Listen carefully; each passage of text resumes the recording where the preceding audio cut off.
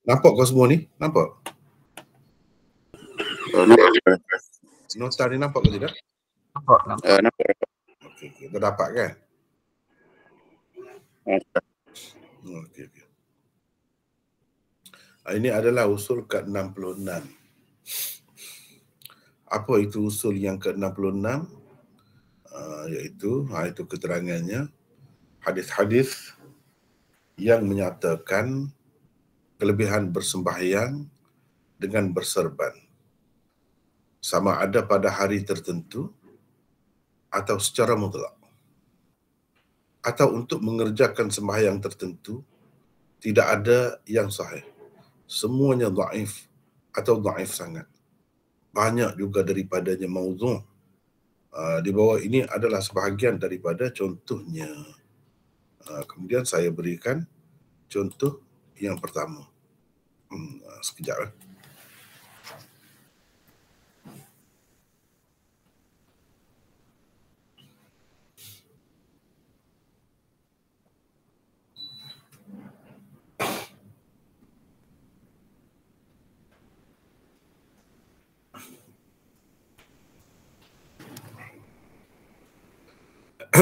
Ini contoh yang usul yang ke-66 ni berkenaan dengan kelebihan bersembahyang dengan memakai serban kepada lelaki lah, pada lelaki. Ini khusus dengan lelaki ya.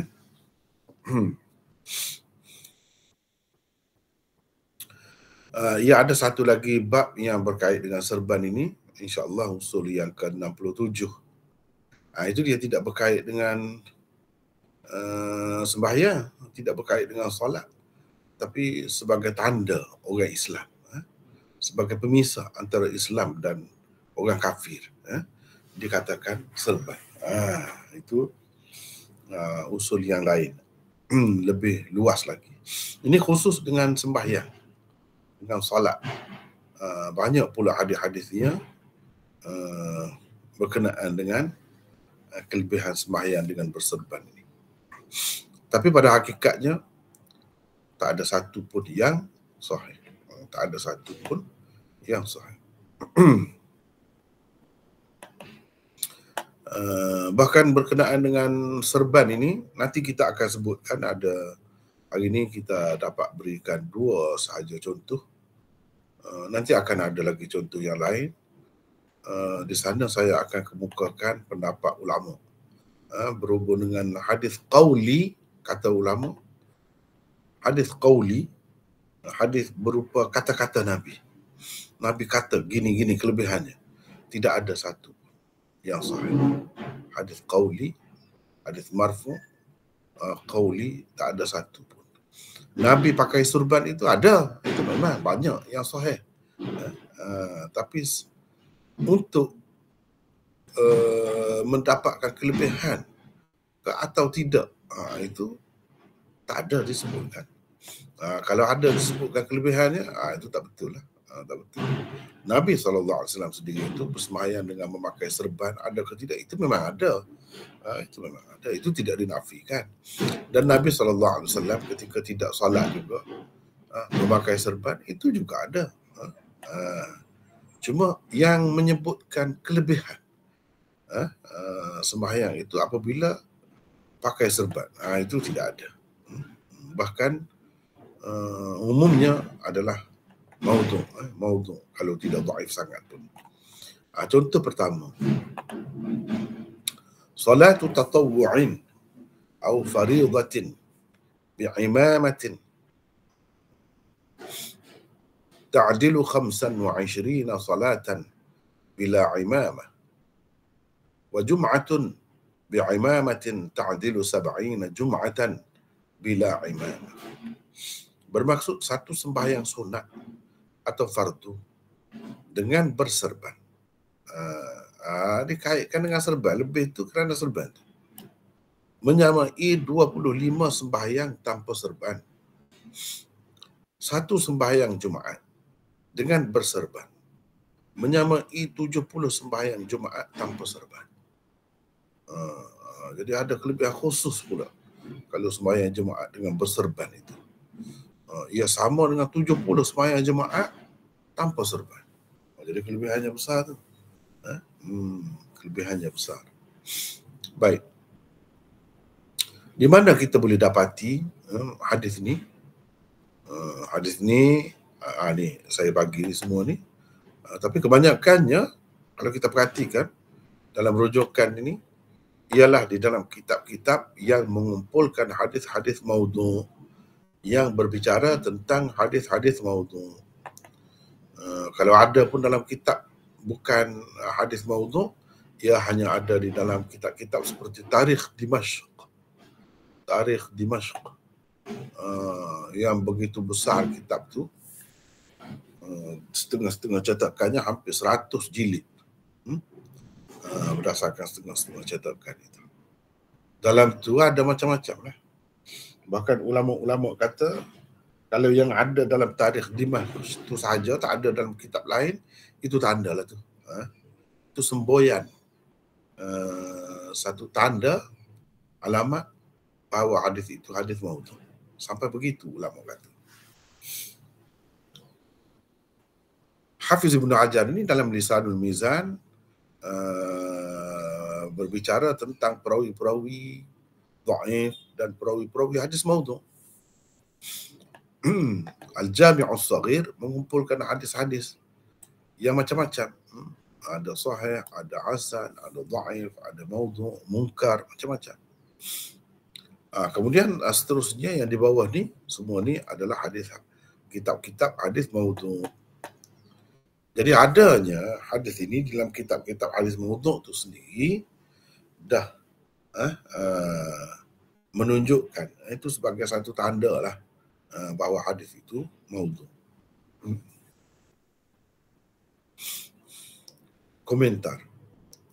Hadis contoh pertama di atas berpunca daripada Ibnu Asakir di dalam Tarikh Dimashq-nya. Ia diriwayatkan secara marfu' daripada Ibnu Umar. Jadi riwayat tadi itu daripada Ibnu Umar kononnya. Kemudian daripada Nabi, dikatakan Nabi kata. Bila kata kait dengan Nabi kata, itu hadis qauli lah tu. Hadis qauli.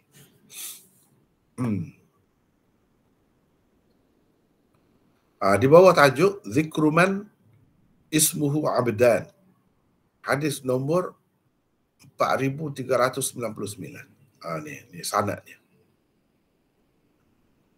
Ini sanad.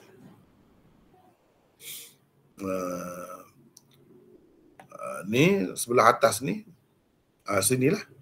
Isa bin Yunus قال حدثنا العباس بن كثير قال حدثنا يزيد بن أبي حبيب عن ميمون بن مهران قال دخلت على سالم بن عبد الله بن عمر فحدثني وحدثته مليا. Yang saya ambil tadi tu yang betul-betul dikaitkan dengan sabda Rasulullah SAW.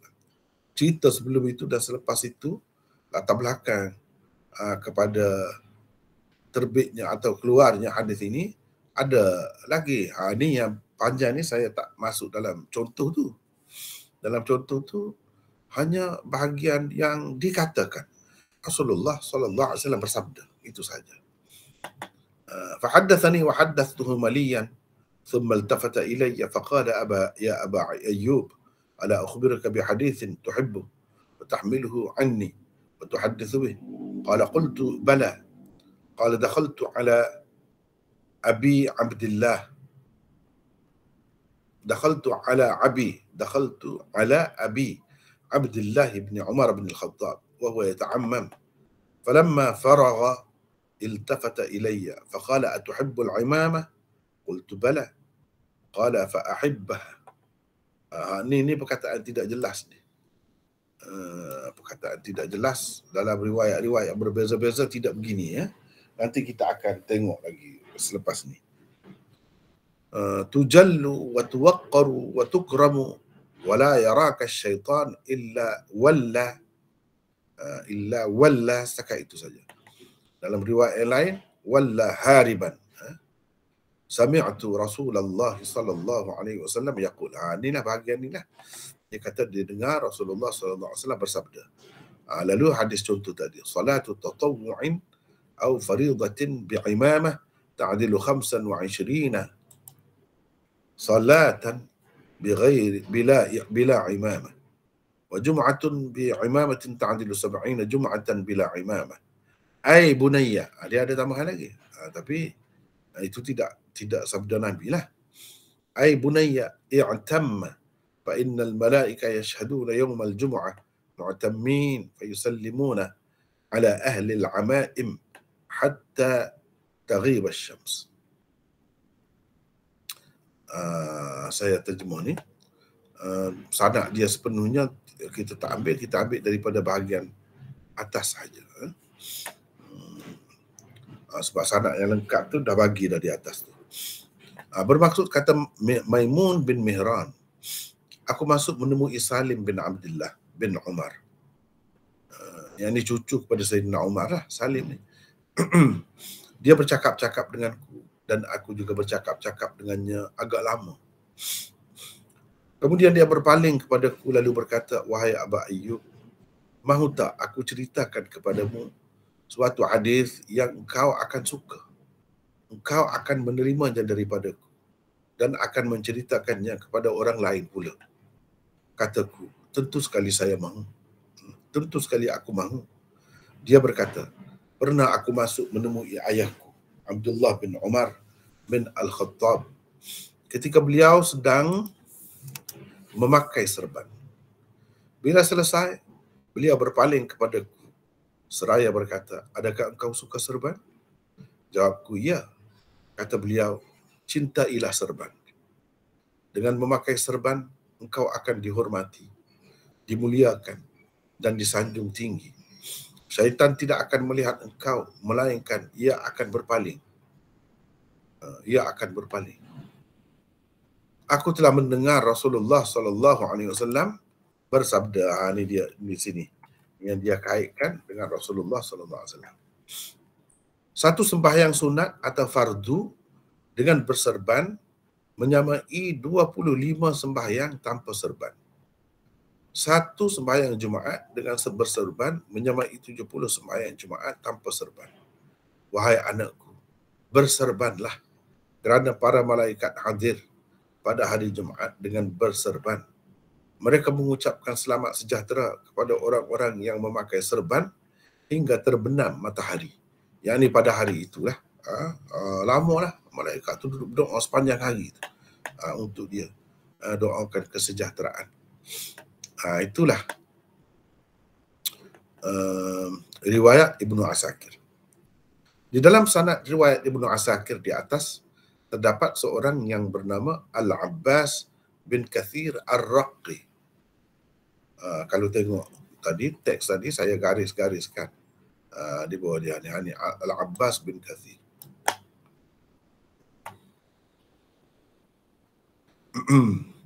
Hafiz Ibn Hajar menganggapnya sebagai seorang perawi majhul.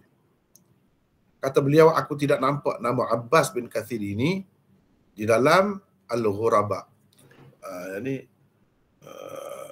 Kitab rijal lah yang mengumpulkan perawi-perawi yang ganjil-ganjil. Karangan Ibnu Yunus. Tidak juga ia tersebut di dalam Zailnya. Karangan Ibnu Tahan, Zailul Ghuraba. Maknanya sebagai kitab pelengkap lah. Kitab lanjutan kepada kitab Al-Ghuraba karangan Ibnu Yunus itu ditambah lagi oleh Ibnu Tahan. Dalam tu pun tak ada nama ni. Maknanya terlalu majhul lah. Perawi-perawi yang teruk-teruk ada dalam kitab-kitab lain. Dalam kitab ni yang ganjil-ganjil sangat lah. Dalam ni pun tak ada, kata Hafiz Ibn Hajar. Maknanya mengisyaratkan pada perawi ni perawi majhul. Bila majhul kita tak tahulah dia orang macam mana. Tak tahulah. Kalau teruk macam mana tak tahu. Baik pun baik macam mana tak tahu. Tapi kalau orang baik tentunya disebut kan. Disebut dan dikenali orang. Kalau tak ada orang yang kenal ni macam mana? Agama ni dibawa oleh orang yang tidak dikenali. Mana boleh. Kalau dia tu memang alim, memang orang yang bagus, mestilah ada anak-anak muridnya, mestilah ada orang kenal dia. Ini tak kenal. Itu satu perkara yang pelik lah.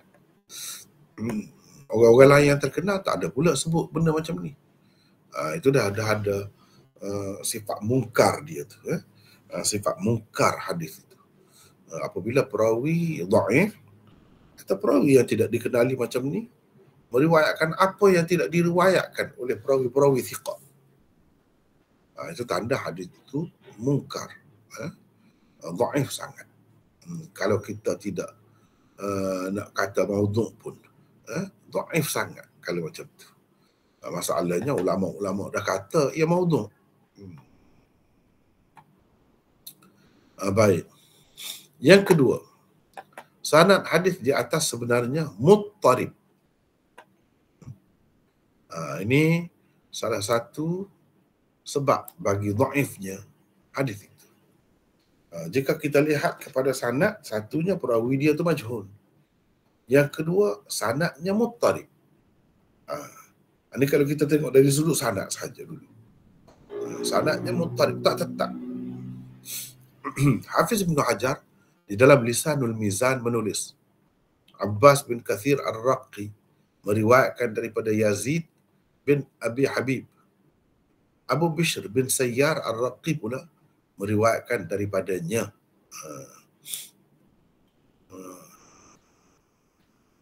Ibnu Najjar mengemukakan satu riwayatnya yang maudhu'. Di bawah biografi Al-Abbas bin Al-Hasan bin Muhammad bin Dilshad. Ia adalah daripada riwayat Abi Sa'ad Al-Malini, daripada Muhammad bin Mahdi Al-Marwazi, daripada Abi Bishr bin Sayyar Ar-Raqi, daripada Al-Abbas bin Kathir Ar-Raqi. Di sini tak ada sebutlah Ar-Raqi itu, tapi dia Ar-Raqi lah, orang Raqqa. Daripada Yazid bin Abi Habib, katanya Mahdi bin Maimun berkata kepadaku. Jadi Mahdi bin Maimun dalam riwayat Ibnu Najjar ni daripada orang yang sama, Abbas bin Kathir, daripada Yazid bin Abi Habib, tapi bahagian ni orang yang berdialog, bertemu dengan Salim tu namanya Mahdi bin Maimun, berkata kepadaku, aku masuk menemui Salim bin Abdullah bin Umar ketika beliau sedang memakai serban, lalu beliau berkata. Sedangkan kita tengok dalam riwayat Ibnu Asakir tadi, cuba tengok ni, Maimun bin Mihran, bukan Mahdi bin Maimun. Maimun bin Mihran. Macam mana perawi yang sama ni ambil daripada lain? Itu dalam riwayat Ibnu Najjar, Mahdi bin Maimun. Ini Maimun bin Mihran. Lain tu. Jadi tidak tetap. Itulah yang dikatakan sanad muttarib. Tidak tetap. Sekali begini, sekali begini. Maknanya di sini Maimun bin Mihran inilah yang bertemu dengan Salim bin Abdullah ni. Duk cakap-cakap dengan dia, duk cerita pasal pakai serban apa ni. Sedangkan dalam riwayat Ibnu Najjar, daripada perawi yang sama, di bahagian atas tu lah, di bahagian atas tu perawi yang sama, tiba-tiba Mahdi bin Maimun berkata kepadaku, aku masuk menemui, itu yang kita baca tadi. Lalu dia berkata, wahai Aba Ayyub, tak mahukah engkau aku ceritakan kepadamu satu hadis? Jawabku, tentu sekali mahu. Kata beliau, pernah aku masuk menemui Abdullah bin Umar ketika beliau sedang memakai serban. Maka teruslah beliau berkata kepadaku, cintailah serban, wahai anakku, pakailah serban. Niscaya engkau dihormati, dimuliakan dan disanjungi. Syaitan tidak nampak engkau, melainkan akan cabut lari. Di sini dia ada sebut walla hariban. Tapi teks dia kita tahu apa lagi lah. Nak ringkas, untuk ringkas ya. Tadi dia sebut walla saja. Ni walla hariban. Cabut lari tu. Sesungguhnya aku telah mendengar Rasulullah sallallahu alaihi wasallam bersabda, sesungguhnya satu sembahyang, tadilah hadis contoh pertama tu.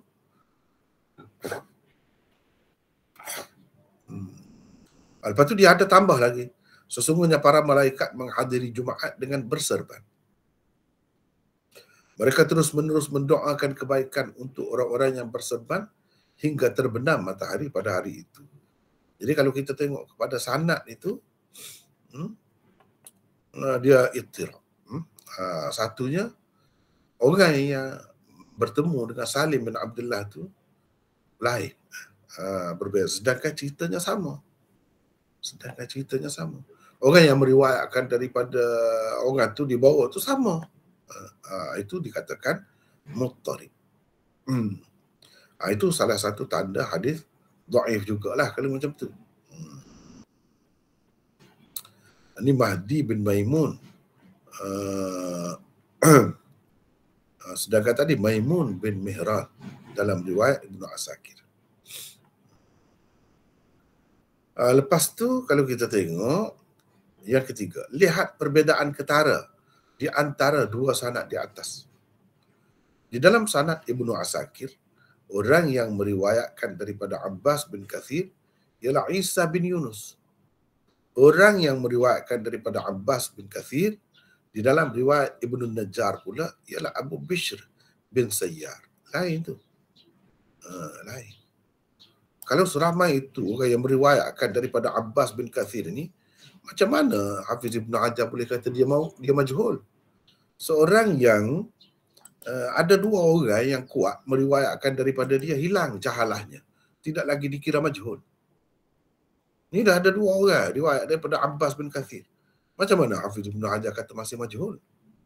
Majhul ni kalau hanya seorang saja yang meriwayatkan daripada dia. Itu majhul. Apalagi kalau yang seorang tu orang yang tidak kuat. Orang yang tidak kuat. Jadi dia tetap dianggap sebagai perawi majhul. Kalau di sini sudah tidak majhul. Di situ ittirab pula. Di situ muttarib. Abbas bin Kathir di dalam riwayat Ibnu Asakir dan Ibnu Najjar, kedua-duanya meriwayatkan daripada Yazid bin Abi Habib. Tetapi Yazid bin Abi Habib di dalam riwayat Ibnu Asakir telah meriwayatkannya daripada Maimun bin Mihran.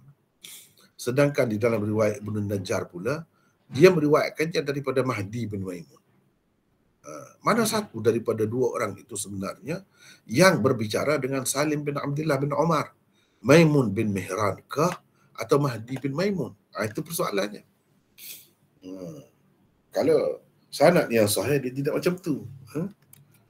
Sanad yang sahih paling tinggi, misalnya kita kata Amash, tempat Amash tu disebut Sulaiman. Orang sama. Tak apa itu. Macam tu. Haddatsana al-Amash. Dalam saluran lain dia kata haddatsana Sulaiman. Okey, tak apa. Itu tidak tidak menyebabkan jadi ittirab sanad tu. Kalau macam ni memang ittirab. Jadi orang yang berkenaan tu siapa? Peristiwa ni berapa kali berlaku? Sama betul ni? Kalau kita nak kata peristiwa ni berlaku beberapa kali, kenapa sama sangat ni? Di situ masalahnya. Di situ masalah. Itulah dikatakan sanad yang muttarib.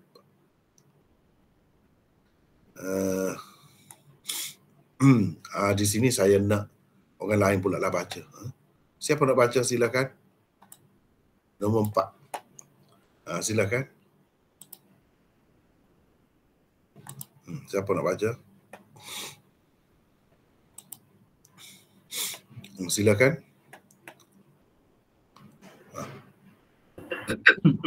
Saya baca Maulana. Siapa ni? Ridwan. Ridwan daripada mana Ridwan? Perlis. Perlis, silakan. Setelah mengemukakan riwayat Ibnu An-Najjar di atas, Hafiz Ibnu Hajar berkata hadis ini maudhu'. Ia dikemukakan oleh Imam Abu Abdullah Muhammad bin Mahmud bin Al-Hasan bin An-Najjar dengan sanad yang telah dikemukakan di atas. Kata beliau lagi, aku nampak nama Abbas bin Kathir ini di dalam tidak. Aku tidak nampak nama Abbas bin Kathir ini di dalam kitab Al-Ghuraba karangan Ibnu Yunus. Tidak juga ia tersebut di dalam Zailnya karangan Ibnu Tahan, karangan Ibnu Tahan. Abu Ahmad Al-Hakim tidak ada menyebut nama Abu Bishr bin Sayyar di dalam kitabnya Al-Kuna. Aku juga tidak mengetahui siapa Muhammad bin Mahdi Al-Marwazi dan siapa pula Mahdi bin Maimun yang meriwayatkannya daripada Salim. Dia bukan Mahdi bin Maimun Al-Basri yang riwayat-riwayatnya terdapat di dalam Sahih Bukhari dan Sahih Muslim. Entah dari mana penyakit ini bermula. Dari siapa? Mana Ridwan? Entah dari siapa? Saya. Entah dari siapa penyakit ini bermula. Jadi maknanya di dalam sanad itu ada beberapa orang perawi majhul. Seorang tokoh hadis, tokoh rijal hadis seperti Hafiz Ibn Hajar tu. Tak tahu Abu Bishr ini bin Sayyar, tak bertemu. Dalam kitab Kuna tu, kitab-kitab yang pelik lah tu. Yang biasa, dia tak kira lah. Memang tak ada lah. Aku juga tidak mengetahui siapa Muhammad bin Mahdi Al-Marwazi. Dan siapa pula Mahdi bin Maimun. Tak tahu. Jadi mana sanadnya itu terdiri daripada mata rantai yang majhul. Perawi yang majhul. Bukan seorang, beberapa orang. Jadi ni Mahdi bin Maimun ni bukan Mahdi bin Maimun Al-Basri, kata dia. Sebab kalau Mahdi bin Maimun itu riwayatnya ada dalam Sahih Bukhari dan Sahih Muslim. Jadi ini Mahdi bin Maimun lain. Siapa pula Mahdi bin Maimun ni? Jadi entah dari siapa penyakit ini bermula. Itu kata Hafiz Ibn Hajar di dalam Lisanul Mizan. Maknanya Hafiz Ibn Hajar bahkan mengatakan ia maudhu'. Ni kan? Setelah mengemukakan riwayat Ibnu Najjar, riwayat Ibnu Najjar tadi, kalau kita tengok isi kandungan dia tu lebih kurang sama lah dengan riwayat Ibnu Asakir tu. Bahkan perawi-perawi di bahagian atasnya sama. Hafiz Ibn Hajar dah kata hadis itu maudhu'. Boleh Ridwan teruskan? Teruskan. Nombor 5. Ya. Selain Ibnu Asakir dan Ibnu An-Najjar, Ad-Dailami juga meriwayatkan hadis itu, tetapi menerusi saluran riwayat Sufyan bin Ziyad Al-Makhrami. Dia juga meriwayatkannya daripada Abbas bin Kathir. Abbas bin Kathir lah madar bagi semua saluran riwayat yang ada. Jadi Abbas bin Kathir tadi seorang perawi yang majhul. Menurut Hafiz Ibn Hajar, dia telah kaji tengok kitab tu tak bertemu. Jadilah dia itulah madarnya. Tengoklah sanad mana pun. Sanad Dailami ke, sanad Ibnu Najjar ke, sanad Ibnu Asakir ke, semua mesti ada dia. Kalau hadis ni dalam sanad tu mesti ada dia. Jadi kira-kiranya dialah yang bermasalahnya kira-kiranya. Jadi tidak semestinya ulama yang mengemukakan sesuatu hadis yang maudhu' tu, misalnya Ibnu Najjar, dia tu seorang yang tidak baik. Ibnu Asakir seorang yang tidak baik. Bukan kita tak boleh buat kesimpulan begitu. Jadi ulama-ulama ni memang kerja dia begitu. Memang kerja dia. Dia kena sampaikan apa yang dia tahu. Untuk menilainya itu kerja orang lain pula. Cuba kita tengok di sini.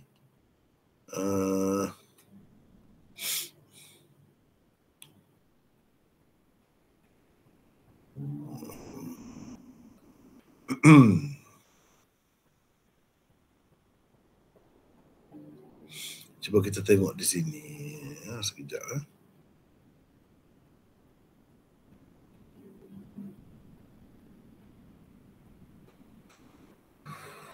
Mana tadi?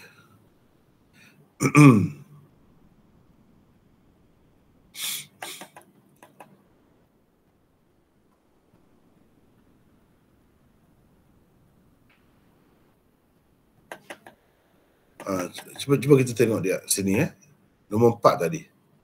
Hafiz Ibn Hajar sebut ni. Ia dikemukakan oleh Imam Abu Abd, imam dia ni. Seorang imam pun dalam hadis, dalam kitab dia mungkin ada hadis-hadis maudhu' tu. Dia kemukakan hadis maudhu' tu ada maksud dia sendiri. Iaitu supaya orang kemudian menilai. Dan dia kemukakan dengan sanad, dia bertanggungjawab. Tidak kata sebenar-benar dengan sengaja nak sebarkan hadis maudhu' tu, tidak. Supaya orang kemudian yang tak dapat hadis itu dapat menilainya. Itu kerja ulama, ulama-ulama hadis. Jadi Ibn Najjar itu imam. Dia tu okey, tak ada masalah. Cumanya hadis yang dia kemukakan itu hadis tu maudhu'. Kira-kiranya bagi dia pun begitu juga. Tapi dia sekadar nak bagi tahu, mungkin orang lain tak dapat hadis itu. Itulah cara ulama-ulama besar hadis ini. Kadang-kadang kita tengok dalam kitab dia banyak sekali hadis-hadis maudhu'. Apa tujuannya? Untuk dinilai lah, untuk dinilai. Itu maksudnya. Jangan kita bersangka buruk pula, kata macam-macam pula. Walau bagaimanapun, kalau kita tengok sanad mana pun, sanad Ibnu Asakir atau Ibnu Najjar atau Ad-Dailami, mesti ada Abbas bin Kathir. Bila seseorang perawi itu, itulah satu-satunya perawi bagi sesuatu hadis tu. Tengoklah dalam sanad mana dipanggil madar. Madar tu mana? Paksi. Madar. Dialah paksi bagi hadis ini. Jadi dengan sebab itu, setengah-setengah ulama letakkan afah, penyakit ni, malapetaka ni, atas kepala dia.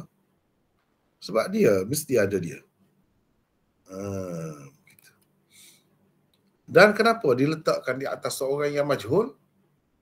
Sebab kalau seorang yang ma'ruf, yang terkenal, orang boleh pergi tanya, boleh pergi cek dengan dia semasa dia hidup. Kalau zaman dahulu, ulama-ulama hadis ni dia bekerja keras. Kalau dia ketahui orang tu sebar hadis tu daripada orang tu, dia akan pergi cari, dia akan pergi tanya, dia pergi cek betul ke tidak. Jadi salah satu cara nak mengelak daripada dikesan mereka adakan nama-nama palsu, nama-nama khayalan yang sebenarnya tak wujud pun, supaya tidak boleh dikesan, tidak boleh dijejaki. Tetapi ulama-ulama kita telah bincang juga tentang perawi-perawi majhul ni. Ada kitab-kitab khusus tentang perawi-perawi majhul. Kita kata dah majhul, macam mana tahu? Tahu tu daripada riwayat-riwayat seperti inilah. Tetapi kalau hanya seorang yang meriwayatkan daripada dia, itu dia tetap majhul. Kalau dua orang yang bagus, perawi yang bagus, baru dia tidak akan dianggap sebagai perawi majhul. Kira-kiranya di sini ada dua orang tu berdasarkan sanad yang berbeza. Tetapi kenapa Hafiz Ibn Hajar mengatakan tetap ia majhul? Sebab perawi yang meriwayatkan daripada dia tu pun tidak diketahui siapa. Itu masalahnya. Teruskan Ridwan. Nombor 6. Bukan seorang dua ulama telah menghukum hadis ini sebagai maudhu'. Selain Hafiz Ibn Hajar, As-Suyuti di dalam Zail al-Ahadith al-Mawdu'ah muka surat 110, Ibnu Arraq, Asy-Syaukani, Al-Ajaluni, Al-Fattani, Al-Albani dan lain-lain juga telah menghukumnya sebagai maudhu'. Gini Al-Fattani. Al-Fattani. Bukan Al-Fattani dah. Fattani ni di India. Ni ulama India. Al-Fattani. Al-Fattani. Kalau kita nak tengok, ni ulama India yang masyhur.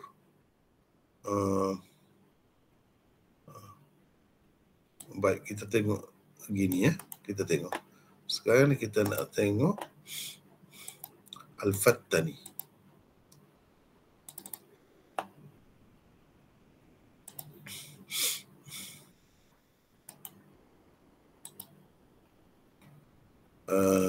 Baik. Takhrij Hilal. Cuba tengok situ. Cuba tengok sini. Dia akan keluar.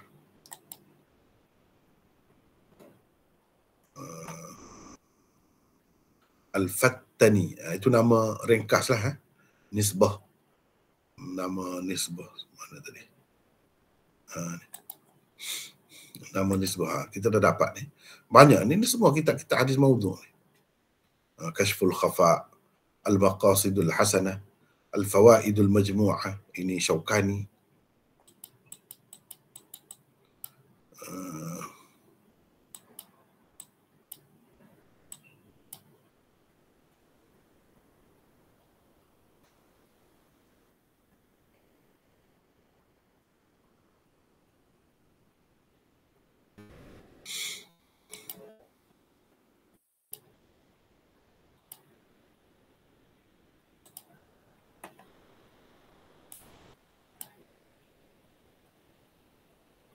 Dalam Kanzul Ummal ada Al-Asrarul Marfu'ah. Ini Tadhkiratul Mawdu'at Al-Fattani. Nampak ni? Dia pun ambil dalam Al-Maqasidul Hasanah. Mawdu' dia kata. Mawdu'. Siapa Al-Fattani? Cuba tengok ni. Al-Imam Muhammad Tahir bin Ali Al-Hindi Al-Fattani. Fattani ini dalam Gujarat. Gujarat. Satu negeri dalam India. Gujarat. Dia samalah dengan ni pengarang kitab Kanzul Ummal fi Sunanil Aqwali wal Af'al. Ini pun orang di sana juga. Cuba kita tengok. Alauddin Ali bin Husamuddin Al-Muttaqi. Ali dipanggil juga Ali Al-Muttaqi Al-Hindi. Al-Burhan Furi. Ini pun dekat Gujarat juga. Tahun 975 lagi. Dia ni penyusun kitab Kanzul Ummal. Adapun Fattani tadi, dia selain daripada kitab Tadhkiratul Mawdu'at ini, dia tulis Qamus Hadis. Qamus Hadis itu antara yang terbaik lah. Selepas daripada An-Nihayah Ibnul Athir itu. Ulama-ulama mengatakan, dalam ni pun ada, ulama-ulama mengatakan untuk nak memahami kitab-kitab hadis, terutamanya Sunan Sittah, Qamus itu sudah cukup. Sudah cukup untuk memahami apa maksud apa ni hadis-hadis di dalam kitab-kitab Sunan Sittah itu terutamanya.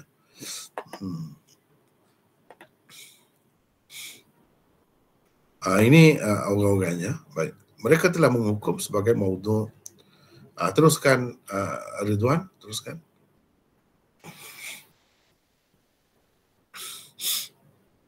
Mana tadi Ridwan? Dengar ke tidak? Nombor 7. Ya. Dengar. Nombor 7, Hafiz Ibnu Hajar telah menghukum hadis ini sebagai maudhu' kerana ia mengandungi fadilat yang melampau-lampau bagi suatu perkara yang tidak seberapa pun, sehingga akal yang sejahtera tidak dapat menerimanya. Ini salah satu usul dirayah. Satu benda yang tak seberapa pun, tiba-tiba begitu banyak sekali, begitu besar sekali kelebihannya, fadilatnya. Itu salah satu tanda hadis maudhu'. Hafiz Ibnu Hajar telah menghukum hadis ini sebagai maudhu'. Salah satu sebabnya itu, memakai kaedah itu. Jadi kaedah benda tak seberapa tiba-tiba dapat pahala lebih-lebih, melampau-lampau. Semata-mata kerana serban itu saja. Sampai jadi lebih.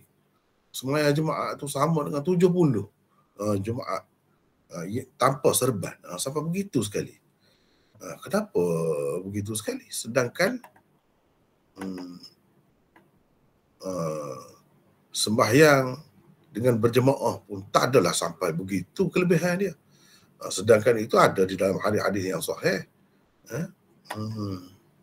Ada di dalam hadis-hadis yang sahih. Tak ada pun sampai begitu. Ini melampau-lampau. Itu salah satu cara lah ulama nak mengesal sesuatu hadis itu sebagai hadis maudhu'. Itu salah satu usul juga. Teruskan Ridwan. Nombor 8. Apakah syaitan akan cabut lari semata-mata dengan melihat orang yang berserban? Ini juga salah satu tanda kepalsuannya. Dan adakah setiap orang yang berserban itu dihormati, dimuliakan dan disanjung tinggi di setiap tempat dan oleh semua masyarakat? Sayang sekali kerana kenyataan tidak menyokongnya. Ini pun salah satu usul dirayah juga. Kita tengok kenyataan. Kenyataan. Adakah di semua tempat orang yang berserban itu disanjung tinggi, dihormati, dimuliakan? Tidak. Kenyataan tidak menyokong. Dan adakah sebenarnya orang yang berserban itu terus jadi baik? Tidakkah pernah ada juga berlaku yang berserban itulah kerana dia menyamar supaya dia anggap orang yang baik, yang itulah yang melakukan jenayah yang besarnya? Tidakkah begitu? Itu bercanggah dengan kenyataan. Kemudian syaitan cabut lari. Macam mana dengan cerita kisah pembesar-pembesar Quraisy yang merancang untuk membunuh Nabi SAW tu. Akhir sekali merancang nak buat apa tindakan yang sepatutnya diambil terhadap Nabi. Pembesar-pembesar Quraisy. Akhir sekali ada dalam kalangan mereka itu syekh yang berserban lah. Rupanya dikatakan syaitan itu. Dikatakan syaitan. Macam mana syaitan nak lari? Dia sendiri pun pakai. Adakah semata-mata dengan pakai serban? Kita nak tahu macam mana. Ibnu Umar tahu macam mana benda tu. Dia nampak ke syaitan lari. Semestinya kena ada hadis pula yang cerita tu. Tak ada pula hadis. Tak ada. Itu kata-kata Ibnu Umar saja. Ibnu Umar tahu macam mana benda tu. Berapa ramai orang yang jahat itu. Syayatinal insi wal jin. Syaitan ini ada jin dan manusia. Berapa ramai orang yang pakai serban tu syaitan sebenarnya. Kalau dalam masyarakat Arab tu yang nak bunuh Nabi tu pun pakai serban juga. Sebab serban tu budaya mereka. Termasuk dalam adat berpakaian mereka. Orang-orang kafir pun pakai serban juga. Jadi macam mana? Tak masuk akal langsung. Ini cara kita nak dari sudut dirayahnya kita tengok begitulah. Kita tengok begitu. Seterusnya Nombor 9. Ibnu Umar kelihatan mengajar anaknya Salim cara bagaimana mendapatkan penghormatan dan sanjungan orang ramai. Rupanya pakai serban bagi beliau adalah untuk dihormati, dimuliakan dan disanjungi masyarakat. Adakah begitu mentaliti seorang sahabat Rasulullah sallallahu alaihi wasallam yang terkenal sebagai maha guru di kalangan sahabat? Itu persoalannya. Ini dengan cara begini pada hakikatnya dia telah menjatuhkan maruah seorang sahabat. Jadi sahabat ni suruh anak dia, ajar anak dia ni pakai begitu supaya dihormati, dimuliakan dan disanjungi masyarakat. Itu rupanya. Jadi itu perkara yang tidak sesuai.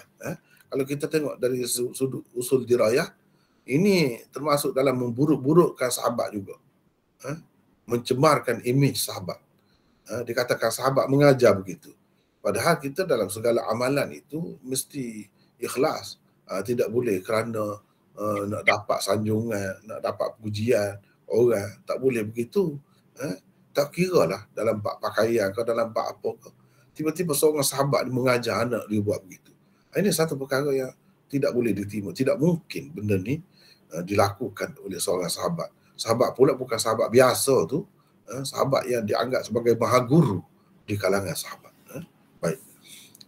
Tadi hadis ini kan, hadis qauli ni, kata-kata Nabi tu. Ibnu Umar meriwayatkan bahawa Nabi telah bersabda begini-begini. Baik, saya nak tunjuk apa yang saya telah ambil daripada kitab-kitab. Cuba tengok ni. Di dalam kitab Tuhfatul Ahwazi. Di dalam kitab Tuhfatul Ahwazi, Syarah Tirmizi. Sekejap kita tengok.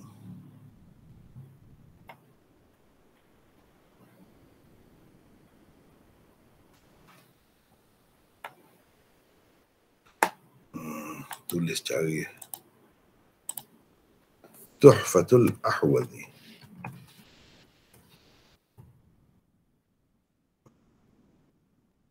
Ni cuba tengok.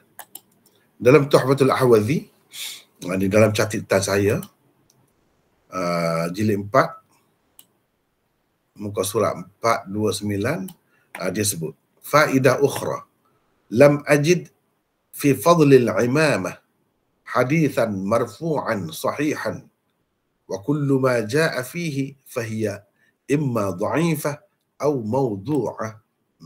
Inilah apa yang saya buat sebagai usul tu. Inilah antara asasnya. Seorang tokoh hadis ni, tokoh besar hadis yang syarah Tirmizi tu, Tuhfatul Ahwazi, dia kata saya tidak menemui berhubung dengan kelebihan serban ni satu pun hadis yang marfu' lagi sahih. Hadis marfu' lagi sahih. Itu tak ada. Kalau ada pun semuanya adalah dhaif, sama ada dhaif ataupun maudhu'. Jadi ini hadis marfu' lah ni. Hadis qauli pula. Ini kan yang kita duduk baca ni hadis marfu' lah ni. Sebab dikatakan Nabi kata. Dikatakan Nabi kata. Dikatakan Nabi SAW telah bersabda begitu. Itu marfu'. Jadi tak ada tu yang sahih lah. Kalau ada, tidak lain lah. Sama ada dhaif atau maudhu'. Jadi hadis ini bukan dhaif ya biasa. Seperti kita telah tahu tadi, dia terdiri, perawi-perawi dia tu rentetan. Perawi-perawi yang majhul. Bukan seorang. Bila ramai begitu, dia jadi dhaif sangat. Bukan dhaif, main-main. Ringan-ringan, sikit-sikit, tidak. Bahkan maudhu'. Jadi hadis qauli pula tu, Nabi pula tu kata. Ni kalau kita tengok di dalam kitab tu dia sebut ni. Faminha ma rawahu al-Qudha'i wad-Dailami fi Musnad al-Firdaus an Ali marfu'an. Antara hadis maudhu' lagi banyaklah, sebab itu saya buat ni contoh saja. 2, 3 atau paling tinggi pun 4 tu contoh.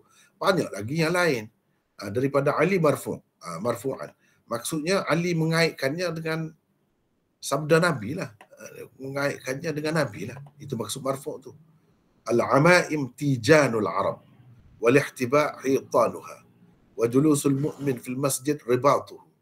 Qala fil maqasid dha'if. Wa akhraj al-Baihaqi ma'nahu min qawli Zuhri. Ini makna daripada kata-kata Zuhri. Antaranya hadis maudhu' lagi.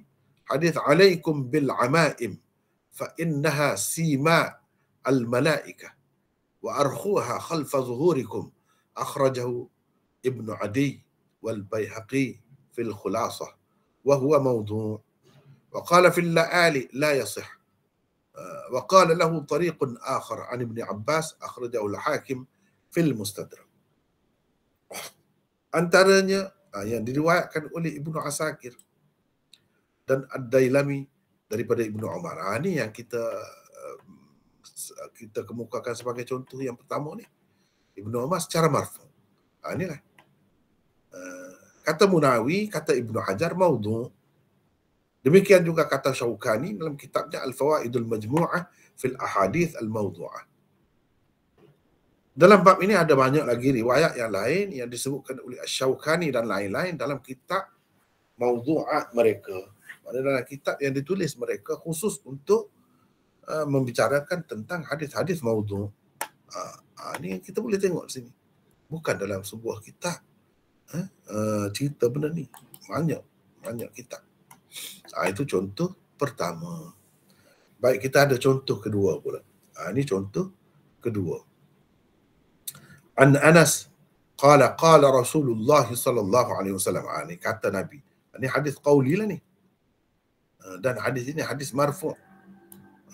Bukan berhenti setakat Anas, tidak. Anas mengaitkannya dengan sabda Rasulullah. As-salatu fil imamah tu'dalu atau ta'dilu. Dalam setengah-setengah riwayat tu kita ada ni. Terus ada bi'asyrati alafi hasanah. Tapi dalam setengah-setengah riwayat ada tu'dalu atau ta'dilu. Bermaksud Anas meriwayatkan katanya Rasulullah sallallahu alaihi wasallam bersabda, salat dengan berserban menyamai 10,000 kebajikan. Ini berkait serban sembahyang, berkait dengan sembahyang. Berkait dengan sembahyang saja. Tidak ada satu pun yang sahih. Ini menyamai 10,000 kebajikan. Kebajikan apa? Umum lah. Kebajikan, macam-macam lah kebajikan. Begitu besar kelebihannya. Baik, rujukan, ini antaranya. Rujukan. Tengok situ. Kebanyakannya ada di dalam kitab-kitab hadis maudhu', dalam kitab-kitab hadis maudhu'. Komentar. Satu, hadis contoh kedua di atas dengan sanad yang lengkap telah dikemukakan oleh Ad-Dailami di dalam Musnad Al-Firdausnya seperti berikut. Ini sanad dengan hadis itu. Cuba tengok, saya garis itu di bawah Aban. Itu masalahnya duduk situ. Setelah mengemukakannya, As-Suyuti berkata, Aban seorang perawi yang dikatakan pendusta, muttaham. Muttaham ini satu istilah. Satu istilah. Ni Aban ni. Aban ni ramai. Aban mana ni yang dimaksudkan, nanti kita bincangkan. Ni perawi muttaham.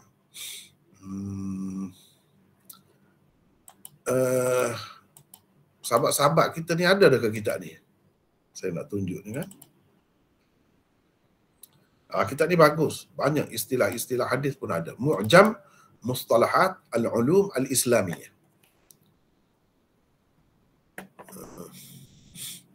Ada kitab ni. Kalau yang boleh bahasa Arab tu eloklah kalau ada kitab ni. Cari. Ni kita tengok. Muttaham apa makna?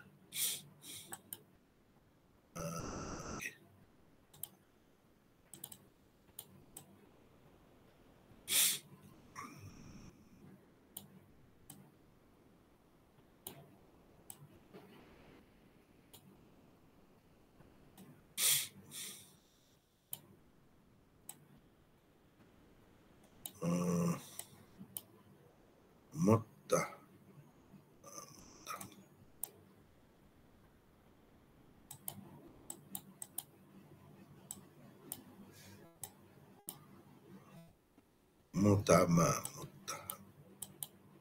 mutawa,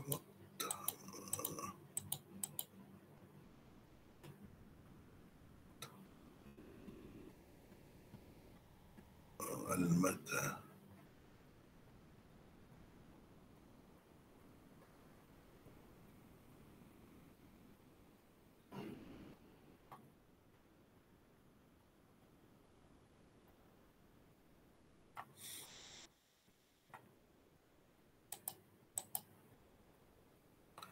Cuba tengok ni. Muttaham. Di sini kita boleh tengok sini. Kalau kata muttaham al-hadis, ini istilah hadis. Muttaham bil kadhib. Dikatakan berdusta. Muttaham bil kadhib. Ini sifat perawi ni.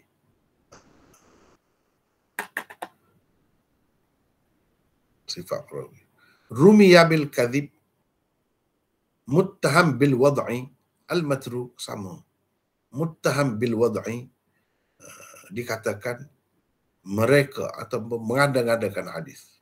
Jadi kalau sebut muttaham itu maksudnya begitulah. Sekejap ya, kita tengok dalam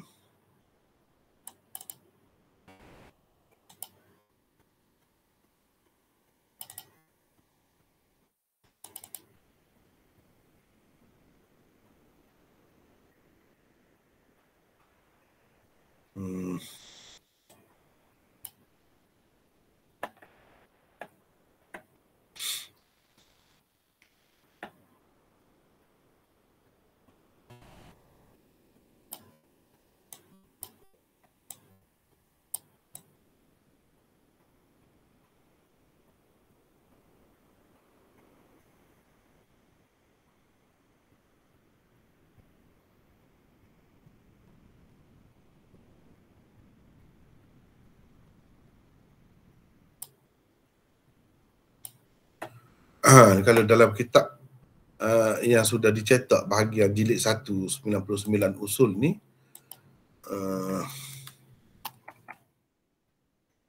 cuba kita tengok ada ke tidak. Belum ada lagi muttaham.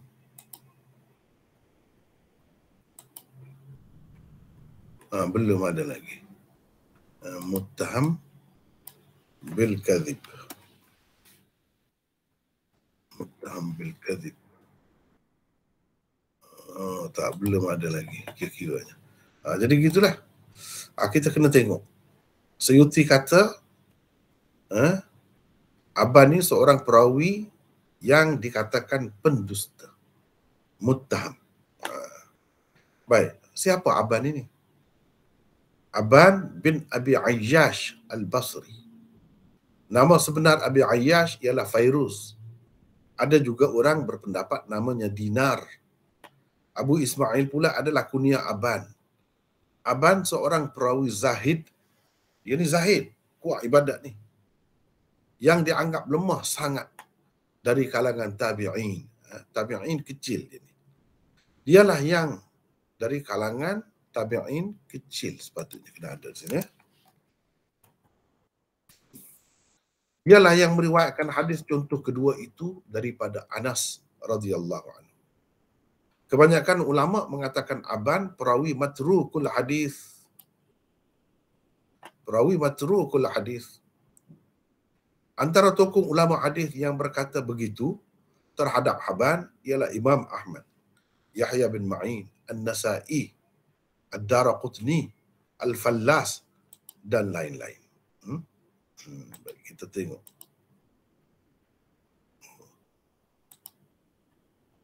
Sekejap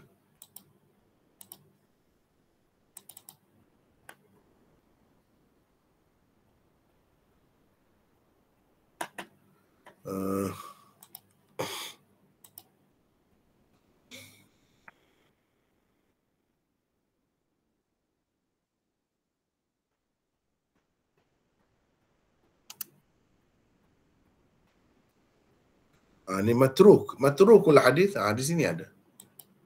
Matrukul hadis di sini ada. Perawi yang ditinggalkan, matruk asal maknanya ditinggalkan.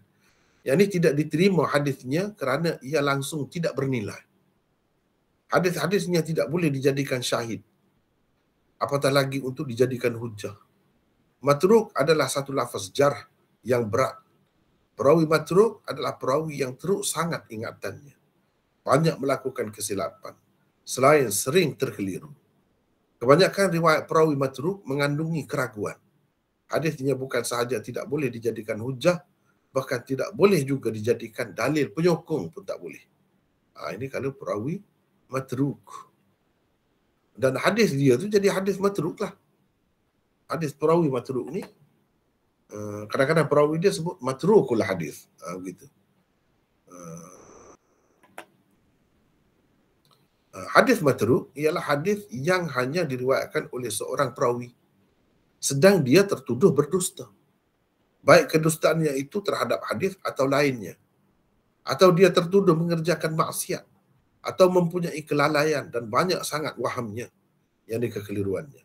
Kebanyakan ulama hadis pula mentarifkannya begini: satu hadis yang diriwayatkan oleh orang yang tertuduh berdusta serta tidak diketahui hadis itu melainkan menerusi riwayatnya sahaja. Ini mengikut satu takrif yang lain. Itulah hadis matruk. Dia berkait dengan perawi matrukul hadis. Jadi kita tengok di sini. Mereka ni dah kata dah matrukul hadis, bukan seorang dua. Yang ketiga, ni kalau boleh siapa pula baca. Silakan, siapa baca? Siapa nak baca, silakan. Siapa nak baca? Saya baca. Siapa ni? Ali Hanifah. Silakan.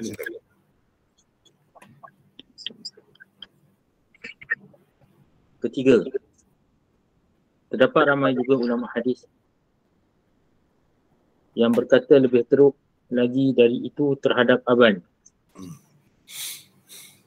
Dia dikatakan telah berdusta dalam meriwayatkan hadis-hadis Nabi sallallahu alaihi wasallam. Sallallahu alaihi wasallam. Syu'bah diriwayatkan telah berkata, sesungguhnya aku berzina sebanyak 70 kali, lebih baik lagi bagiku daripada meriwayatkan hadis daripada Aban. Syu'bah juga diriwayatkan telah berkata, menjadi wajib ke atasku bersedekah rumahku dan himarku kepada orang-orang miskin, jika Aban bin Abi Ayyash tidak berdusta dalam meriwayatkan hadis. Lihat Az-Zahabi, Mizan Al-I'tidal, jilid 1 muka surat 10 hingga 15. Jadi ada juga tokoh-tokoh hadis yang lebih berat lagi, bukan sekadar matrukul hadis. Memang dia kata memang tak boleh pakai lah. Memang dia ni reka hadis ni. Dia mengada-ngadakan hadis. Berdusta dalam meriwayatkan hadis. Ni kalau kita lihat Mizanul I'tidal, panjang lagi lah. Saya ambil ni kesimpulan saja.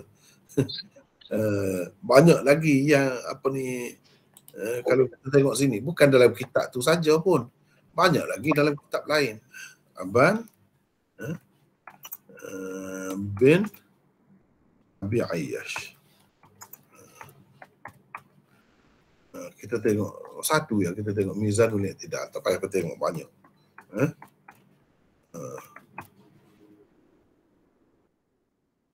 Mizan Al-I'tidal lah, tengok. Dah dapat ni. Nombor 15 ni perawi ni. Dalam Abu Daud ada riwayatnya. Tapi ada pun setengah ulama kata hanya satu saja ada. Tak apalah, salah seorang perawi dhaif. Dia ni tabi'i kecil. Dia meriwayatkan hadis daripada Anas dan lain-lain. Saya buat kesimpulan tu lah, ambil terjemahan dia tu. Ini dengan sanad ni. Syu'aib bin Harb berkata, aku mendengar Syu'bah berkata, aku minum air kencing himar sampai aku puas. Lebih baik lagi daripada aku berkata, haddatsana Aban bin Abi Ayyash. Sama macam tu dia kata. Nanti saya tak ambil lah, saya pilih-pilih sajalah. Kalau nak kira yang dia kata banyak lagi. Ini berdasarkan riwayat Ibnu Idris dan lain-lain daripada Syu'bah. Mana ada sanad ni. Ini sanad. Dia kata, la an yazniyar rajul khairum min an yarwiya an Aban. Kalau seseorang tu berzina, lebih baik lagi daripada riwayat daripada Aban.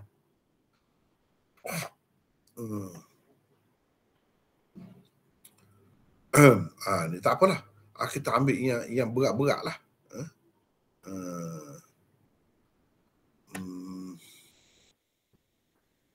Ahmad bin Hanbal berkata, kata Abbad bin Abbad, aku pergi ataitu Syu'bah.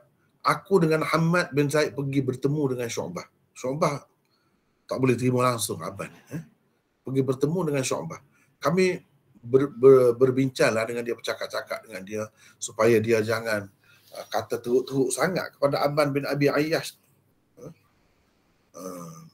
Lepas tu dia bertemu pula selepas pada tu. Syu'bah kata tak boleh, aku tak boleh. Aku tak boleh diam terhadap dia. Aku kena cerita juga dekat orang. Kata Ahmad, huwa matrukul hadis. Waqi' kalau baca hadis dia kata seseorang berkata, seorang lelaki berkata, dia tak sebut nama dia. Tak mahu sebut nama dia. Kerana menganggap dia tu dhaif. Yahya bin Ma'in kata matruk juga. Pada ketika yang lain dia kata dhaif.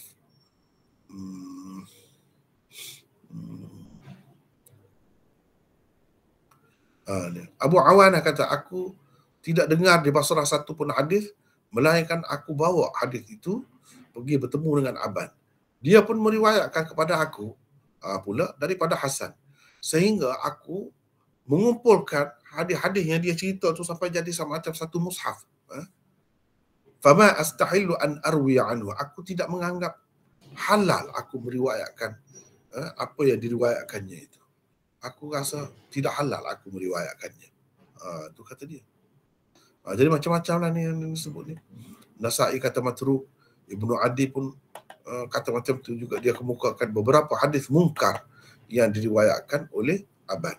Mungkar tu bercanggah dengan perawi-perawi yang thiqat lah. Lepas tu dia sebut ni. Ni Yazid bin Harun kata, Syu'bah kata. Itulah yang saya petik tadi.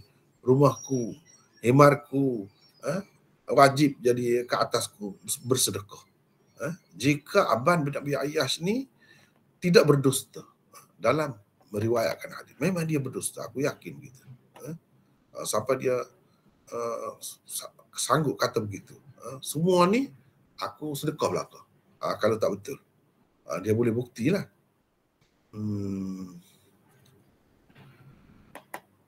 Tak apalah. Banyak lagi. Ni semua ni teruk-teruk lah yang diceritakan tentang dia.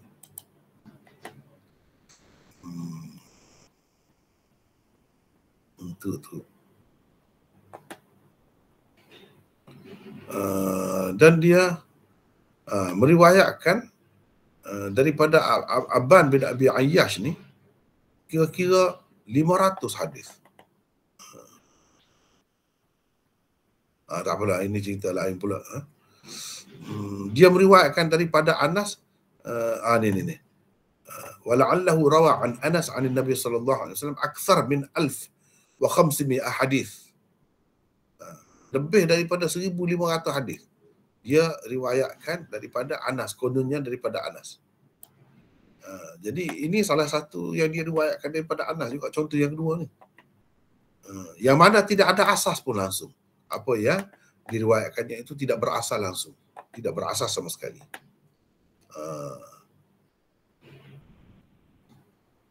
Ni kata Syu'bah lagi, aku tak boleh diam terhadap dia. Dan orang minta sangat sebab dia tu orang bagus, dia orang ahli ibadat, zahid.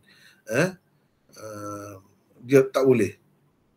Akhir sekali dia kata tidak halal aku berdiam diri terhadapnya. Kerana dia berdusta atas nama Rasulullah sallallahu alaihi wasallam. Itu kata Syu'bah. Begitulah tentang Aban. Seterusnya nombor 4. Boleh Ali? Boleh. Teruskan. 4. Hadis itu telah dihukum maudhu' dan batil karut oleh sekian ramai ulama hadis. Adanya di dalam hampir semua kitab-kitab hadis maudhu' sebagai contoh merupakan salah satu bukti ia di sisi pengarang-pengarangnya adalah maudhu'. Antara tokoh hadis yang dengan jelas telah menghukumnya sebagai maudhu' ialah Hafiz Ibn Hajar, As-Sakhawi, As-Suyuti, Mulla Ali Al-Qari, Al-Albani dan lain-lain. 5. Tidak masuk akal kalau dikatakan sembahyang dengan berserban semata-mata walaupun seorang diri akan lebih pahalanya daripada sembahyang berjemaah meskipun tanpa memakai serban. Seorang yang berjamaah hanya mendapat 25 atau 27 pahala sahaja melebihi sembahyang seorang diri berdasarkan hadis-hadis yang sahih. Hadis ini pula berkata sembahyang dengan berserban itu menyamai 10,000 kebajikan lain yang dilakukan seseorang.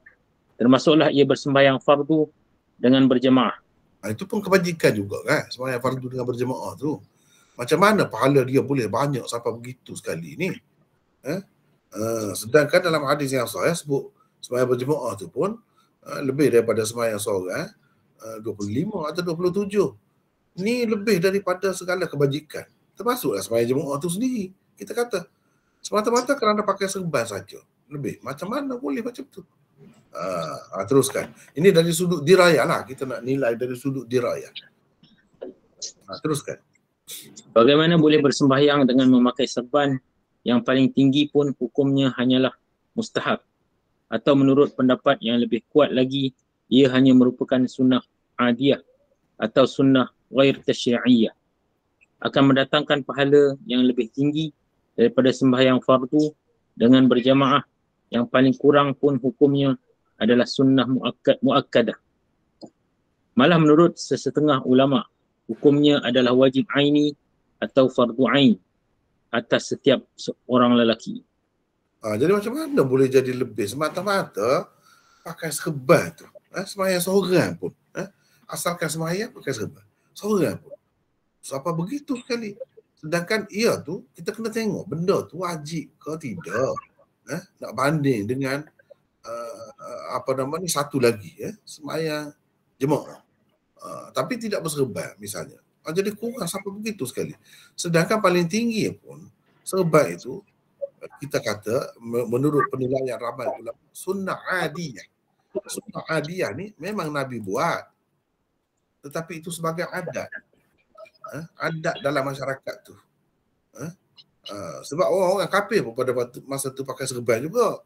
Bukan khusus dengan orang Islam saja. Itu dikatakan sunnah adiyah.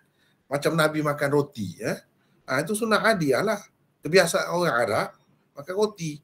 Orang kafir Abu Jahal pada masa tu makan roti juga. Paling tinggi macam tu. Sedangkan nak banding dengan sembahyang berjemaah ni, fardu ni dengan berjemaah ni, jelas dah kelebihannya. Berdasarkan sekian banyak hadis dan pendapat ulama, paling tidak sunnah muakkadah. Sunnah muakkad orang kita kata. Ataupun paling tinggi pakai serban tu sunnah ghairu tashri'iyah. Sunnah ghairu tashri'iyah mana Nabi SAW memang ada melakukannya, tetapi ia bukan sebagai syariat. Bukan sebagai syariat. Mana dengan arti orang yang pakai benda ni ada kelebihannya sendiri. Tidak, bukan begitu. Seperti makan roti tadilah. Makan roti tadi. Tak ada kelebihan dari sudut syariat. Jadi secara kebetulan kita kata orang duduk situ dia makan begitu. Dia pakai begitu. Itu masuk sunnah ghairu tashri'iyah. Dengan arti kita tak boleh kata dia itu masuk sunnah ke, wajib ke, haram ke kalau tak pakai. Tidak. Paling tinggi harus saja. Paling tinggi harus saja. Gitu.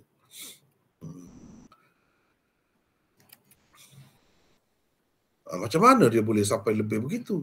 Nak banding dengan yang ni sampai ada ulama mengatakan fardu ain atas setiap orang lelaki. Ini sebab berkait dengan lelaki juga pakai serban ni. Macam mana dia boleh jadi benda yang macam tu boleh jadi tinggi? Tak boleh dari segi agama. Dia kena tengok nilai dari sudut amalan tu sendiri. Amalan itu apa hukumnya? Begitu. Teruskan Ali. Mana mungkin pahala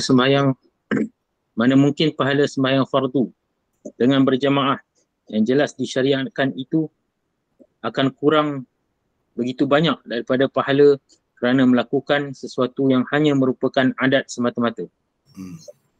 Keenam, kerana adanya hadis-hadis karut seperti inilah sebahagian umat Islam yang terpedaya dengannya di sesetengah tempat begitu mengambil berat tentangnya. Anda akan dapat melihat orang yang tidak biasa memakai serban pun bila hendak bersembahyang akan memakainya.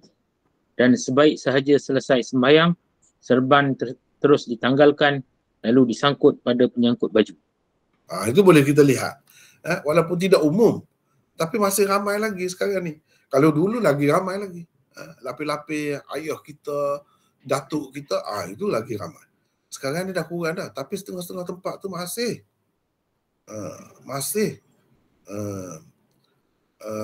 Oleh kerana ada hadis yang lain, Nabi kadang-kadang ada pakai kepiah saja, ada pakai serban saja.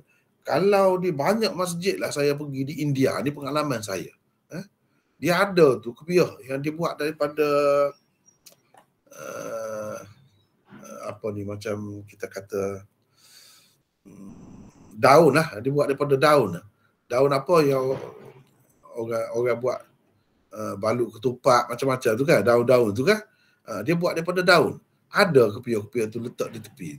Maknanya kalau orang nak bersembahyang dia ambil kepiah tu, padahal kepiah tu hitam. Berdaki lah kepiah tu. Kalau kita pergi sembahyang situ kan, tak pakai kepiah, ada orang mari letak kepiah atas kepala kita. Itu pengalaman saya sendiri tu. Di India masih lagi banyak macam tu. Walaupun di tempat kita tak ada lah begitu. Alhamdulillah dah berubah banyak. Tapi kalau lama-kelamaan tidak dicerita benda-benda begini, bila tersebar benda ni, boleh jadi penyakit pula. Benda ni kadang-kadang dia tenggelam timbul. Satu ketika dia hilang, satu ketika dia mari pula. Begitu. Ini jelas di setengah-setengah tempat tu.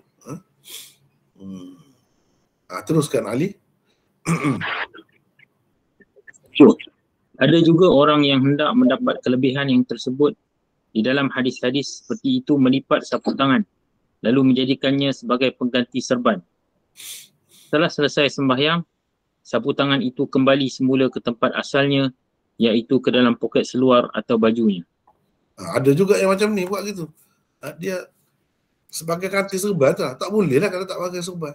Misalnya nak semayang jenazah kau nak apa, dia ambil apa ni, lipat-lipat apa ni, sapu tangan tu dilipat-lipat, dia buat lebih sikit tu biar tudung kepala ni, sebagai ganti serban. Ini boleh dilihat di setengah-setengah negeri, setengah-setengah tempat. Kenapa sampai begitu? Ambil berat tu. Sebenarnya dia dah terpengaruh dengan riwayat-riwayat seperti ini. Kalau tempat kita mungkin kurang nyata, tapi di tempat lain banyak lagi macam ni. Di luar negara banyak lagi. Ambil sapu tangan, lipat-lipat, lepas tu bagi lebih sikit tudung kepala ni, sebagai ganti serban lah, nak dapat kelebihan tu. Lepas tu tanggalkanlah. Okey. Begitu banyak kita dapat lihat. Ini semua kesan daripada hadis maudhu'. Teruskan Ali, yang ke-8. 8. Menurut kebanyakan ulama dari pelbagai mazhab, menyimpan janggut adalah sesuatu yang wajib ke atas lelaki Muslim yang memang berjanggut. Menurut sesetengah ulama pula, paling tidak hukumnya sunat atau mustahab. Tetapi di banyak tempat dalam dunia Islam, para makmum senang hati sahaja dengan imamnya yang tidak berjanggut, mencukur janggut, asalkan ia berserban ketika menjadi imam solat. Padahal imam itu telah melakukan suatu yang haram di sisi imam madhab yang diikutinya. Sebaliknya mereka tidak senang hati, bahkan tidak dapat menerima seorang imam yang berjanggut dengan baik tetapi tidak berserban. Dalam keadaan ada dua pilihan tersebut, mereka akan mengutamakan imam berserban walaupun mencukur janggutnya daripada imam yang berjanggut tetapi tidak berserban ketika memimpin solat berjamaah. Begitulah keadaan sebahagian daripada umat Islam di dunia sekarang ini. Mereka banyak terpengaruh dan terikut-ikut dengan hadis-hadis maudhu' yang tersebar secara meluas di sana sini. Ajaran sebenar agama pula tidak diambil berat. Yang haram dianggapnya halal. Yang tidak wajib, bahkan tidak sunat pun hampir-hampir dianggapnya wajib. Puncanya tidak kerana lain, melainkan kerana kejahilan semata-mata. Itulah sebagai contohnya inilah. Kalau janggut dia tak ambil berat sangat. Tapi kalau serban tu tak boleh. Berapa banyak ni. Benda yang seumpama ini bukan di tempat kita saja, di Mesir, di mana-mana pun dia dah menular dah penyakit ini. Padahalnya kalau kita tengok dalam kebanyakan mazhab lah, mazhab mana pun, memang janggut tu jauh lah lebih lah nak banding dengan serban tu. Nak banding dengan serban. Tetapi janggut ni mudah-mudah ya. Mudah-mudah. Nak cukur janggut apa. Jadi ialah walaupun ada khilaf, saya pun tahu khilaf tu, tapi kebanyakan ulama yang sampai macam tu ditinggalkan. Padahal ulama dia sendiri mengatakan haram. Imam dia, misalnya Imam Abu Hanifah tu utamanya, ya lebih berat lah. Imam-imam lain pun yang paling ringan dalam masalah janggut, mazhab Syafi'i, itu paling ringan. Tak apalah. Tapi kebanyakan ulama-ulama, imam-imam mazhab ni mengatakan wajib. Kebanyakan. Dan orang tu dia mendakwa dia ikut imam tu lah. Imam tu bagi imam tu haram tu. Sedangkan tak ada imam kata haram kalau tak pakai serban semaya. Tak ada siapa pun kata haram. Paling tinggi kalau nak kata makruh, paling pun. Itu tak ada alasan yang kukuh juga nak kata makruh tu. Sebab berapa ramai sahabat-sahabat Nabi SAW bersembahyang dengan satu selai saja pakaian, selimut saja. Tak tudung dah kepala tu, tentunya. Tak tudung dah. Yang tudungnya tubuh je lah. Kalau satu pakaian, satu kain, kalau kita kata macam kain pelekat ni, tak tudung dah. Dada bahagian atas, bahagian aurat saja tutup. Mana ada nak tunduk kepalanya pada ketika itu. Dan banyak lagi lah contoh-contoh lainnya. Semua ini menunjukkan bukanlah sampai ke peringkat makruh pun. Kalau Nabi SAW pakai, memang itu ada. Itu tidak dinafikan. Sahabat-sahabat pun pakai itu sebagai satu budaya mereka. Sebagai satu budaya. Bukan kerana nak dapat kelebihan atau memang ada kelebihan pada memakai serban itu. Tidak. Dan kita sekarang ni duduk sibuk lebih mengutamakan pakai serban pada ketika sembahyang tu. Padahal yang lebih baiknya pakai serban pada ketika tidak sembahyang tu. Di luar ni, dalam masyarakat ni. Sebagai tanda, sebagai identiti orang Islam. Kita kata lebih sesuainya begitu. Tetapi di luar tidak pula. Ketika sembahyang tu saja. Kenapa jadi begitu? Sebabnya kerana hadis-hadis seperti inilah. Kerana hadis-hadis seperti inilah. Begitulah. Jadi nampaknya kita dah habis dah nota ni. Dan seterusnya insya-Allah akan datang kita akan sambung dengan contoh yang ketiga. Mungkin kalau ada yang keempat pun adalah, kalau tidak setakat yang tiga lah biasanya. Jadi untuk hari ini sekadar itu sahaja. Wallahu a'lam. Wa akhiru da'wana alhamdulillahi rabbil alamin. Ni jadi sampai dah masa kita untuk nak bincang-bincang dua dah mata pelajaran yang kita belajar hari ini. Sahih Bukhari yang pertama tadi, Kitabul Ilm, dan yang ini berkenaan dengan usul dirayah. Kalau ada apa-apa nak bincang silakan. Boleh bincang. Maulana. Ya. Saya ada dua soalan Maulana. Ya. Tentang gelaran Al-Hafiz ni. Kita baca tadi kan Al-Hafiz Ibnu Hajar Asqalani tak? Jadi sedangkan banyak lagi tokoh-tokoh hadis seperti Az-Zahabi, Suyuti, dia tak pakai Al-Hafiz. Bagaimana kedudukan sini Al-Hafiz ni Maulana? Satu. Sama juga, ada juga digunakan untuk mereka itu pun Hafiz. Hafiz Zahabi, Hafiz Suyuti ada juga digunakan. Bukan Hafiz Ibn Hajar, cuma Hafiz Ibn Hajar lebih masyhur. Lebih masyhur dengan panggilan itu. Bukan bermakna orang lain tidak hafiz. Tidak. Dan yang kata syaratnya kena sekian-sekian banyak, itu bukan suatu yang pastilah. Itu hanya pandangan sahaja. Soalan kedua. Yang pentingnya semua mereka itu yang disebut tadi memang hafiz. Memang hafiz hadis. Ya. Silakan seterusnya. Soalan kedua, sejak kebelakangan ni kita perhatilah di mana-mana tempat ramai orang pakai kopiah yang logo capal. Yang kononnya kata selipan Nabi tu. Bagaimana pandangan Maulana? Oh, tak boleh, itu satu bid'ah lah tu. Memang satu bid'ah. Khurafat. Kalau yang tak ada unsur begitu pun kita duduk bincang sekarang ni kan. Yang kita duduk bincang sekarang ni tak ada unsur. Kalau ada unsur tu lagilah. Sebab dia menjurus, boleh membawa kepada syirik tu. Setengah-setengah tu sekarang ni jadikan lambang tu saja sebagai azimat. Ni dah jadi seperti orang kafir dah tu. Bahaya tu. Macam-macam kepercayaannya pula ada. Ni sebab ada ajaran macam tu lah. Kalau pakai begini, gini, kalau letak lambang ini, rumah selamat daripada dicuri barang-barang macam-macam lah. Berkat keberkatannya. Itu lagi bahaya lah. Kalau lagu tu memang tak boleh lah. Kita tengok macam banyak di madrasah ke pusat tahfiz, budak-budak kecil, remaja, besar logo dia tu. Ya. Betul. Sebab ajaran-ajaran seperti itulah yang tersebarnya. Gitulah. Assalamualaikum. Ya. Waalaikumsalam warahmatullahi. Silakan. Terima Ya. Jadi tentang kelas pagi tadi, tentang adab bertanya ni. Ya. Banyak bertanya kan. Jadi saya ni pun risau juga ni.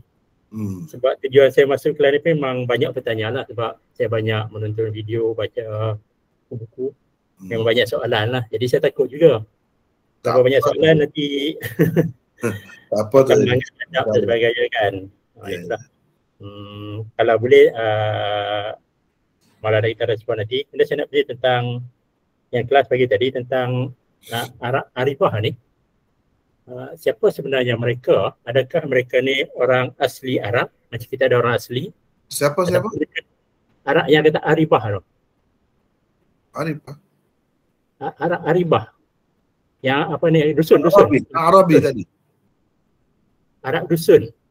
Arabi lah. Arabi. Siapa sebenarnya mereka? Adakah mereka ni orang asli Arab? Macam kita ada orang asli. Atau mereka Arab Qahtan atau Arab Adnan? Jadi Arab tu maksudnya Arab Ulu saja. Ulu ni mana orang darat lah, kalau kita orang sini panggil orang darat. Orang yang tidak duduk di bandar. Cara hidup dia tu lebih kasar lah. Dari segi percakapannya, kuat-kuat bercakap. Walaupun berdua saja pun bercakap kuat. Lepas tu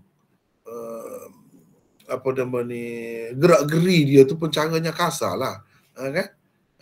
Berbeza dengan orang bandar. Dan tak ada ilmu, tak ada pengetahuan, buta huruf misalnya. Itulah ciri-cirinya. Mereka ni tidak duduk di bandar. Arab tu sama saja. Arab tu memang Arab lah. Dan kalau saya tak silap Maulana, ada hadis Nabi lain yang Nabi tidak marah pada Arab dusun ni. Kalau datang ke Mekah, Nabi akan layan sebarang soalan mereka tanpa menunjukkan kemarahan lah. Macam mana tu keadaan ni? Betul juga. Itu pun betul. Itulah kebijaksanaan Nabi. Dia tengok keadaan. Tidak semuanya dia marah. Tidak semua. Mungkin yang tadi tu pun tak jelas. Arabi tu cuma ada orang sebut dalam setengah-setengah riwayat tu Arabi. Sebab orang Arabi ni biasanya begitu. Kalau sahabat-sahabat yang bersama dengan Nabi sentiasa tu dia berfikir banyak. Timbang-timbang tengok nak tanya tu, dia tanya sama dia dulu ke. Begitu. Adapun Arabi ni dia terus tanya. Kadang-kadang dia tanya tu ialah sebenarnya kalau fikir sendiri pun boleh selesai dah. Gitu maksudnya. Jadi tapi tidak semestinya Nabi SAW tu sentiasa begitu, marah begitu.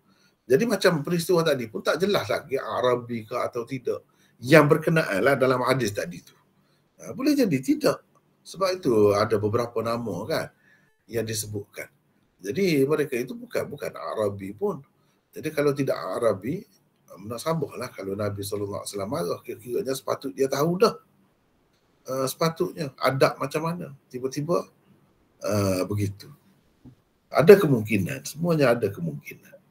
Walau bagaimanapun Nabi SAW tidaklah kata sentiasa marah. Tidak juga. Dia bergantung pada keadaan. Di situlah terletak kebijaksanaannya. Ya. Ada lagi yang lain? Silakan.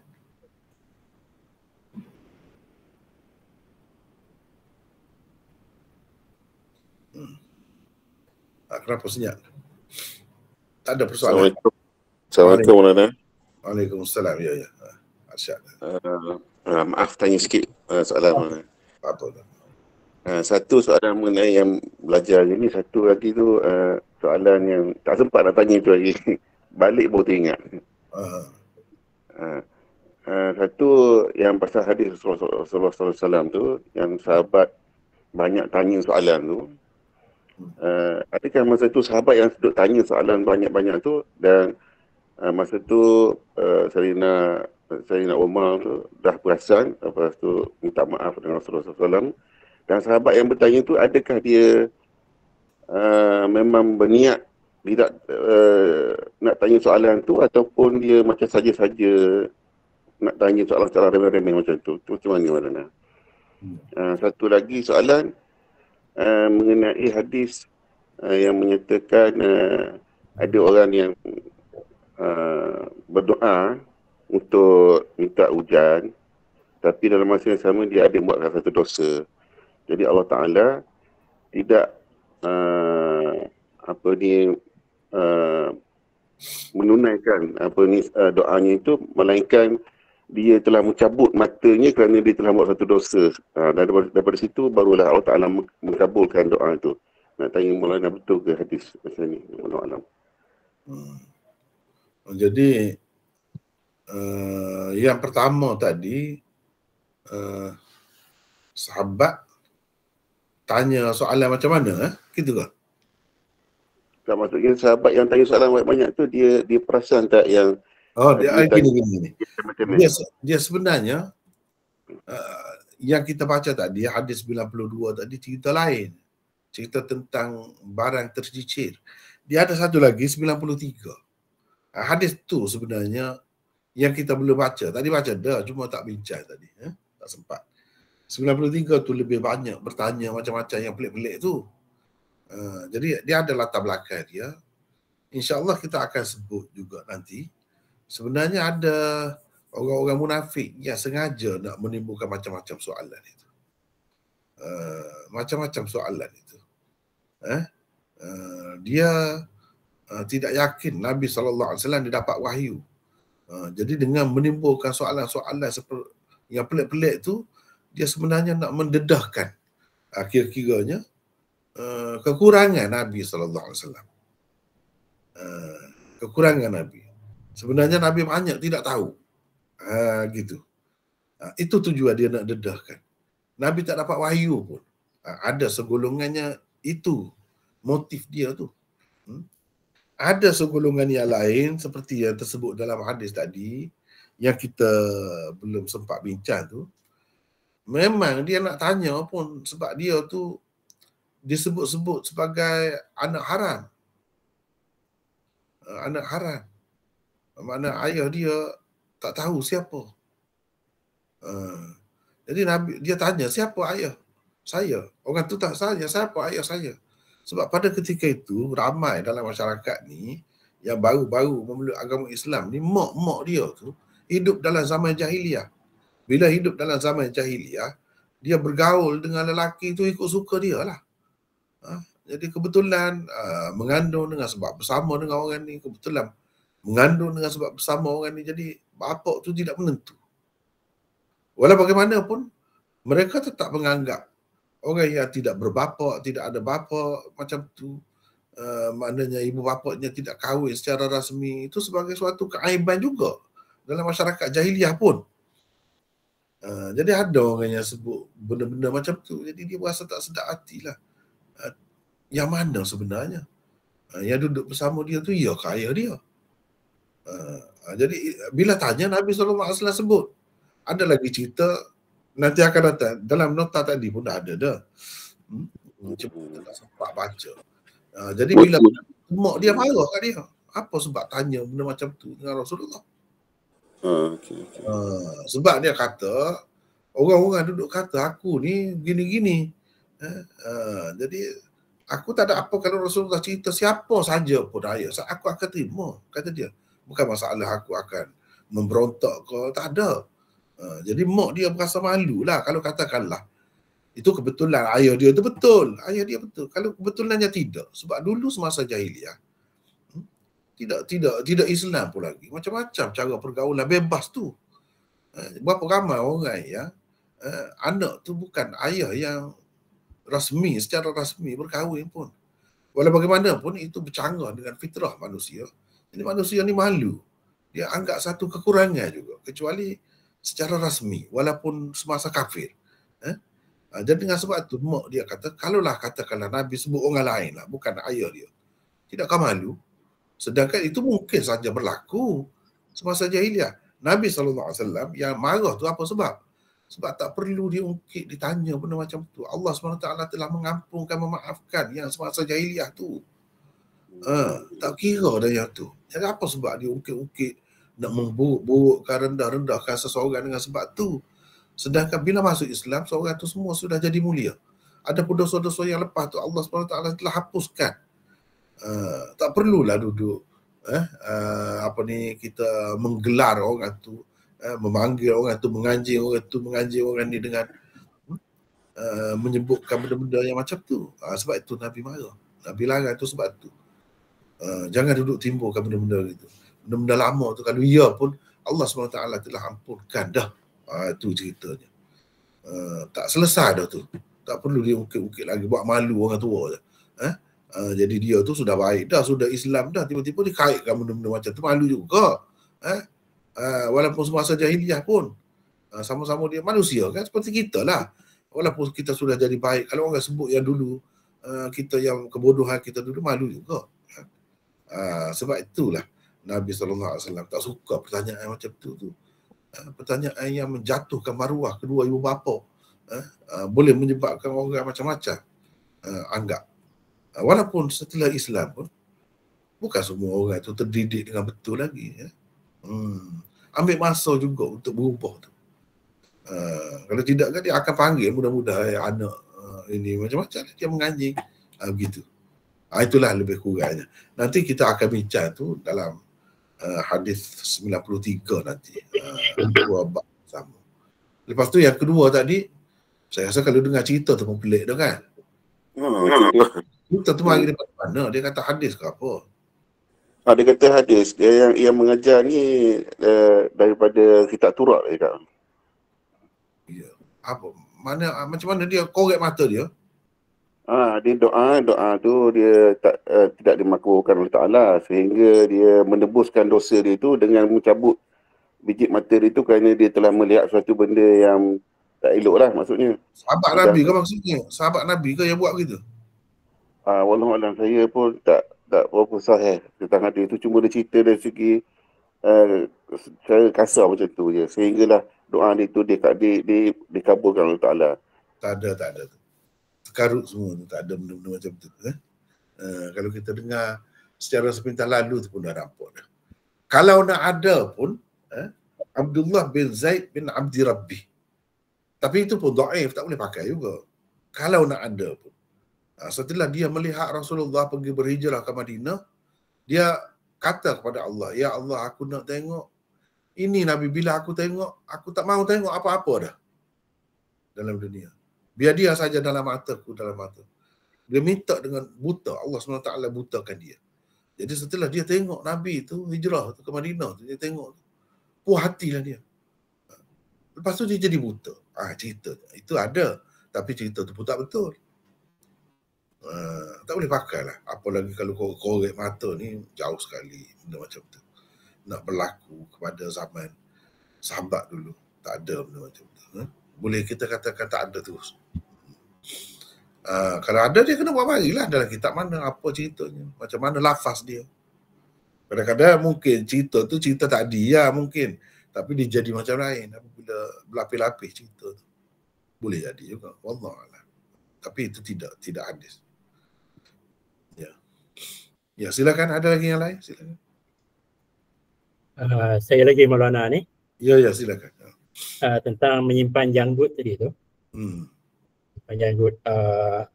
Bolehkah kalau kita cukur sedikit janggut tu supaya tidak terlalu panjang dan tak terlalu serabut tu? Adakah ia dibenarkan kita overswear kata janggut tu supaya kita kemas, dia terlalu panjang dan sebagainya?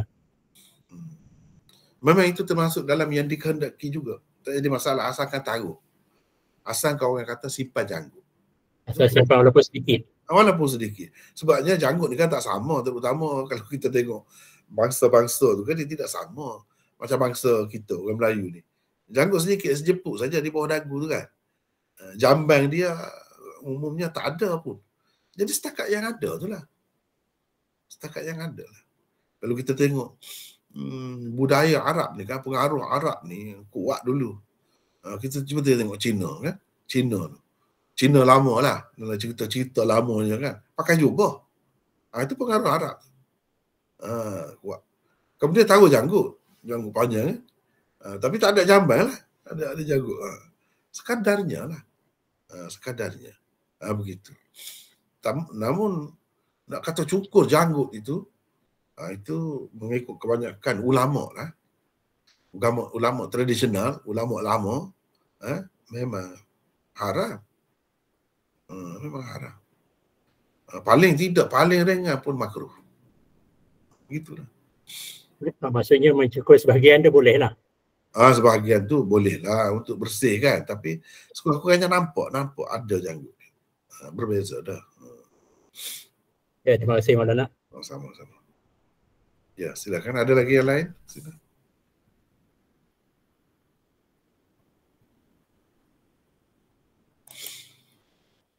Kalau tak ada, saya lagi Maulana ni. Ada satu lagi. Sila. Tentang hadis marfu' qauli ni. Kalau taraf hadis itu sahih, hadis sahih yang marfu' qauli, adakah ia taraf yang tertinggi dalam hadis? Betul. Memang tinggi. Tapi kena tengok lagi dari banyak sudut yang lain lagi. Tapi secara asasnya hadis marfu' qauli itu paling kuat. Pada asasnya. Nak banding dengan fi'li. Sebab kalau fi'li yang Nabi buat saja, memang Nabi buat pun pakai serban, kita semua tahu. Nabi pakai serban. Tapi adakah Nabi kata macam tadi tu? Adakah dia kata kelebihan begini-gini? Itu ulama kata tak ada. Kalau dia kata tentang kelebihan serban, tak ada. Dia pakai lain cerita. Sebab itu termasuk dalam sunnah adiyah. Sunnah juga, mana yang Nabi buat juga. Tapi itu termasuk dalam adat. Adat budaya. Seperti kita kata makan roti tadi, berus gigi dengan menggunakan kayu sugi itu. Apakah kita fikir orang kafir pada masa itu tak berus gigi? Macam sekarang ni orang kafir lebih maju lagi dari segi jaga kebersihan apa semua. Buat berus gigi, dialah yang buat macam-macam berus gigi. Orang kafir masa Nabi pun gitu juga. Kalau tidak, rongak lah pokok dia habis, tak ada gigi lah. Tak, gigi itu tak. Maknanya buah gigi yang dipakai pada masa tu apa? Apakah manusia baru tahu pakai kayu sugi itu setelah Nabi yang memperkenalkannya? Tidak. Sebelum itu pun orang pakai juga kayu itu. Sebab itu yang ada. Jadi itu orang panggil adat semasa, setempat. Zaman Nabi. Pakai jamung, pakai pelita, pakai itu. Itu sunnah adiyah pada masa tu. Kebiasaannya orang pakai pelita. Nak pakai elektrik macam mana? Elektrik tak ada. Mana kita tak terikat dengan semua itu. Sebab itu dipanggil sunnah ghairu tashri'iyah. Bukan merupakan syariat. Bukan satu kelebihan pun kita pakai pelita tu. Dalam keadaan sekarang ni kita dah ada elektrik, banyak kemudahannya, keselesaannya, kesenangannya, pakailah elektrik walaupun Nabi tak pernah pakai pun. Pada hakikatnya makna sunnah Nabi tu ada, Nabi nak cerah. Dah kalau ini lebih cerah lagi, untuk apa pakai pelita tu? Pakai jamung tu. Itu sesuai lah dengan zaman dia. Nabi pun dia terikat dengan zaman juga. Itulah yang dikatakan sunnah adiyah. Sunnah juga, memang Nabi pakai. Begitu. Tapi apakah kita perlu terikat dengannya? Ada kelebihan kalau kita pakai begitu? Tak ada semua tu. Itu orang panggil sunnah adiyah atau sunnah ghairu tashri'iyah. Adapun kalau sunnah tashri'iyah, misalnya nak makan tu baca bismillah. Orang kafir tak baca macam tu. Nak makan tu kena ambil kira tangan kanan. Itu sunnah tashri'iyah. Betul, ada kelebihan itu. Tapi makan roti tu tidak khusus dengan orang Islam. Kita nak tahu sunnah ni tashri'iyah ke adiyah ke atau ghairu tashri'iyah, macam mana kena tengok orang kafir. Orang kafir ada buat ke tidak? Kalau dia ada buat juga, umumnya ni, itu tidak berkait dengan syariat lah. Kecuali kalau Nabi yang kata, maka kena tangan kanan. Itu tangan kanan, betul. Itu sunnah tashri'iyah. Terikat dengan syariat. Memang ada kelebihan. Begitu. Maulana boleh ada saya... Ada janggut tadi. Ya, silakan. Boleh saya tanya satu soalan Maulana? Boleh. Tanya bagi pihak perempuan ni, boleh Maulana ya? Ya, boleh. Tentang perempuan dia nak bersolat dah tanpa pakai telekung lah. Contoh tu pakai baju kurung, pakai stocking, pakai tudung yang sempurna. Agaknya boleh dikatakan tidak beradab atau tidak Maulana? Tak ada. Boleh. Tanpa memakai telekung. Tak perlu. Telekung tu dah jadi kebiasaan dia tu. Dah jadi kebiasaan tu. Sebenarnya kalau pakai yang menutup tadi, pakai stocking apa semua selesai dah, boleh dah tu. Mana pakai baju kurung bercorak pun tak ada masalah. Tak ada masalah. Sekarang ni pun telekung dah berubah warnanya kan. Macam-macam ada warna. Kalau dulu putih saja kan. Tak mesti tu. Sama juga untuk kafan apa. Putih bukan sesuatu yang mesti. Cuma lebih baik tentulah memang ada hadis pun. Itulah yang lebih baik. Tapi tak mesti. Bukan sesuatu yang mesti. Gitu. Rasanya jadi macam dia pakai seluar yang longgar pun boleh lah ya? Boleh. Memang boleh. Bahkan bagi saya, ramai lagi ulama lain dalam dunia ni mengatakan pakai seluar tu lebih baik, lebih menutup. Sebab dia tidak terselak apa semua. Kalau kena angin ke misalnya, terutama naik kenderaan apa kan, lebih baik lagi daripada pakai kain. Kita tengok orang pakai kain, kadang-kadang dia nampak sampai paha dia bila dia naik motor. Kan? Dengan sebab tu baik pakai seluar lah, seluar yang longgar lah maksudnya kan. Setakat itulah dulu kot hari ni kan. InsyaAllah. Terima kasih Maulana. Sama-sama. Kita bertemu lagi besok insyaAllah. Wallahu a'lam. Wa akhiru da'wana alhamdulillah rabbil alamin. Assalamualaikum warahmatullahi Waalaikumsalam warahmatullahi. Terima kasih banyak. Waalaikumsalam warahmatullahi. Terima kasih. wabarakatuh. Waalaikumsalam.